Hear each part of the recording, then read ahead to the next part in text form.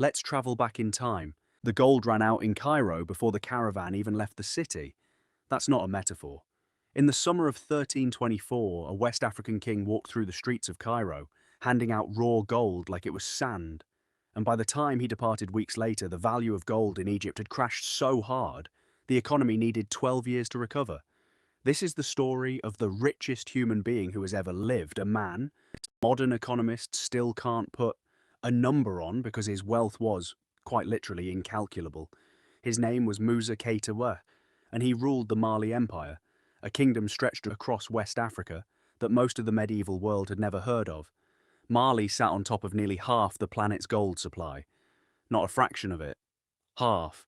The empire controlled the trade routes where salt from the Sahara met gold from the forests further south, and every grain of that gold passed, one way or another, through Musa's hands. In 1324, Musa decided to do what any devout Muslim ruler of means was expected to do once in his life: make the pilgrimage to Mecca. But Musa didn't travel. He invaded the world's imagination. He left the capital, Niani, with a procession that stretched for miles. Historical accounts, exaggerated as some may be, describe 60,000 men marching behind him, soldiers, officials, griots, and 12,000 personal servants alone.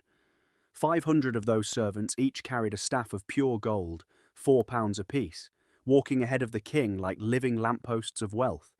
Behind them came camels, estimates run as high as 100 of them, each loaded with roughly 300 pounds of gold dust. His wife, Inari Kunate, travelled with her own retinue of 500 attendants. Nobody in the caravan walked in silence. Musicians played constantly, announcing the king's approach to villages days before he arrived. They crossed the Sahara.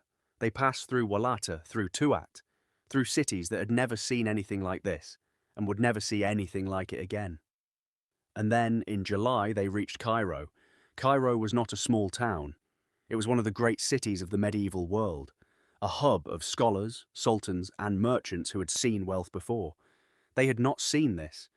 Musa stayed in the city for 3 months, and in that time, he gave gold away, not sparingly, not as calculated diplomacy, but with the loose-handed generosity of a man who genuinely did not know what running out of money felt like. He gifted gold to officials.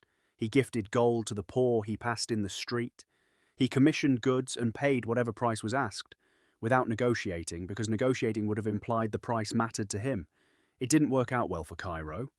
Merchants, delighted at first, started raising prices the moment they realized the Malian king would pay anything. Then Musa's men kept spending.